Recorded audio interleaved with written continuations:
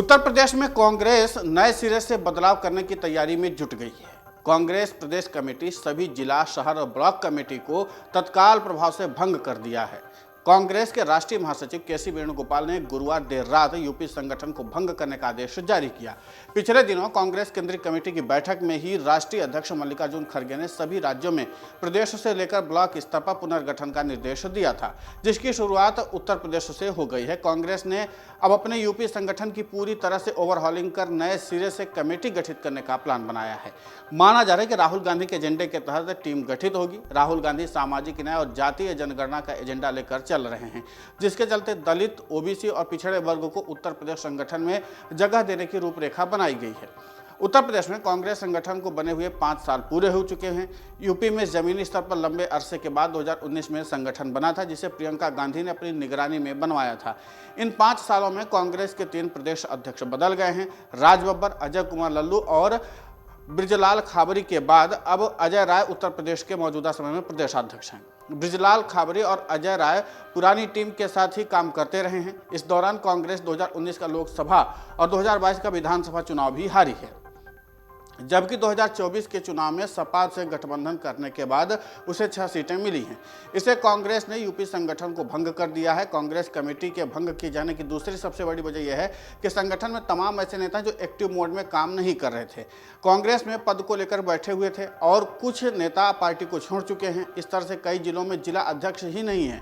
इसके अलावा यूपी अल्पसंख्यक मोर्चा के प्रदेशाध्यक्ष रहे शाहनवाज आलम को राष्ट्रीय सचिव बनाए जाने के बाद पद खाली चल रहा है। इस तरह से खाली पड़े पदों और निष्क्रिय नेताओं की छटनी करके संगठन में तेज तर्रार नेताओं को जगह देने के लिए प्रदेश कमेटी को भंग कर नए तरीके से बनाने की रणनीति बनाई है। कांग्रेस महासचिव प्रियंका गांधी वाड्रा ने उत्तर प्रदेश की प्रभारी रहते हुए जमीनी स्तर पर संगठन को बनाने का काम किया था। 2019 में यूपी की महज एक सीट पर कांग्रेस के सिमट जाने के बाद प्रियंका गांधी ने नए सिरे से संगठन बनाने की रूपरेखा खींची थी। प्रियंका गांधी की देखरेख में यूपी को 6 जोन में बांटकर 76 जिला अध्यक्ष, महानगर और शहर अध्यक्ष बनाए गए थे। इसके अलावा 840 ब्लॉक अध्यक्ष और 8138 नगर पंचायत अध्यक्ष नियुक्त किए गए थे। कांग्रेस ने स्तर पर एक जिला अध्यक्ष, 5 उपाध्यक्ष और जनपद के विधानसभा क्षेत्र की संख्या के आधार पर महासचिव और ब्लॉक की संख्या के आधार पर सचिव नियुक्त किए थे। इस तरह से जिला संगठन में 40 से 45 सदस्यों को शामिल किया गया था। इसी तरह ब्लॉक स्तर पर 31 सदस्यीय और न्याय पंचायत स्तर पर 21 सदस्यीय कमेटी बनाई गई थी। कांग्रेस की प्रदेश कार्यकारिणी में 16 उपाध्यक्ष, 38 महासचिव और 76 सचिव बनाए गए थे। कांग्रेस उत्तर प्रदेश में 3.5 दशक से सत्ता का वनवास झेल रही है। यूपी में कांग्रेस तमाम सियासी प्रयोग करके देख चुकी है, लेकिन सफलता हाथ नहीं लगी। 2024 के लोकसभा चुनाव में कांग्रेस 6 सीटें जीतने में कामयाब रही थी, जिसके बाद से ही हौसले बुलंद हैं। यही वजह है कि कांग्रेस ने अब 2027 के विधानसभा चुनाव के लिए पहले नए सिरे से प्रदेश संगठन को अमली जामा पहनाने का प्लान बनाया। ऐसे में कांग्रेस ने अपने तमाम जिला और शहर अध्यक्षों को बदलने की रूपरेखा बनाई है, जो एक्टिव मोड में काम नहीं कर रहे हैं। कांग्रेस के निष्क्रिय नेताओं की छटनी करके संगठन में तेज तर्रार नेताओं को जगह देने की रणनीति बनाई गई। लोकसभा चुनाव में सपा और कांग्रेस का गठबंधन था। सामाजिक न्याय, जातीय जनगणना, संविधान रक्षा के मुद्दे पर कांग्रेस को समर्थन मिला था। कांग्रेस एक सीट से बढ़कर 6 सीट पर पहुंच गई। अब पार्टी की रणनीति है कि विधानसभा चुनाव की तैयारी अभी से ही शुरू कर दी जाए। सूबे में 2 साल बाद होने वाले विधानसभा चुनाव के लिए कांग्रेस ने अभी से कमर कस ली है। कांग्रेस अपने संगठन को एक्टिव बनाने के लिए पुरानी कमेटी को भंग कर अब नए तरीके से गठन करेगी। उत्तर प्रदेश में सक्रिय युवाओं के साथ ही पिछड़ों, दलितों और अल्पसंख्यकों को भागीदारी बढ़ाने की भी तैयारी है। इसके अलावा जिलों के जिला अध्यक्षों और पदाधिकारियों की छुट्टी कर नए चेहरों को जगह देने की स्ट्रैटेजी है। लोकसभा चुनाव के बाद ही उत्तर प्रदेश में कांग्रेस ने नए सिरे से संगठन का विस्तार करने की रणनीति बना ली थी। प्रदेश कार्यकारिणी और जिला कार्यकारिणी के विस्तारीकरण की योजना बनाई गई थी। इसके तहत ही पार्टी के प्रदेश महासचिव अनिल यादव पश्चिम और पूर्वांचल के करीब 25 जिलों का दौरा कर चुके हैं। इस दौरान उन्होंने पार्टी पदाधिकारियों के साथ बैठक कर संगठनात्मक ढांचा सुधार की रणनीति बनाई थी। इसके बाद कांग्रेस के यूपी अध्यक्ष अजय राय ने भी अलग अलग जनपद का दौरा कर जमीनी स्तर पर संगठन और सियासी मिजाज की थाह ली थी।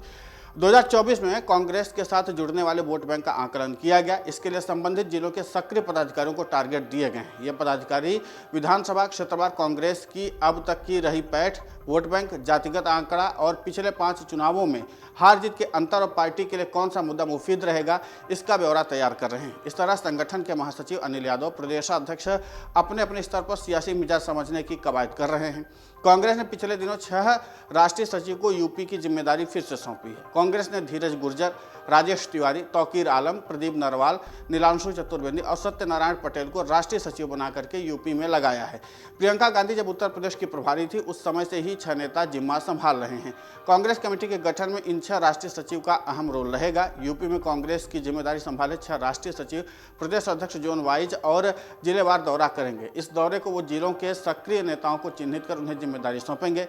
इसके लिए हर जोन और जिले में बैठक कर लोगों से आवेदन लेंगे।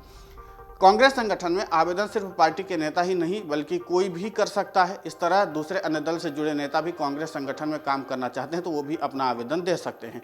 इसके बाद आवेदन करने वाले नेताओं की छटनी की जाएगी, उसकी प्रक्रिया अभी बनाई जानी है। इसके बाद ही कांग्रेस प्रदेश से लेकर के ब्लॉक स्तर की कमेटी गठित कर विधानसभा चुनाव में किस्मत आजमाने के लिए उतरेगी। उत्तर प्रदेश में पिछले 5 साल से जो संगठन काम कर रहा है वो प्रियंका गांधी ने यूपी के प्रभारी रहते हुए बनाया था। अब नए सिरे से बनने जा रहे संगठन में राहुल गांधी के एजेंडे की भी झलक दिखेगी। यूपी के सत्ता पर लंबे समय तक विराजमान रही कांग्रेस की सरकार बनाने की उम्मीद आज लगभग खत्म सी हो गई, लेकिन 2024 में राहुल गांधी रायबरेली से सांसद बनने के बाद अलग तरीके से एक्टिव है। राहुल गांधी ने यूपी में दलित और मुस्लिम से जुड़े मुद्दों पर आक्रामक रुख अपना रखा है।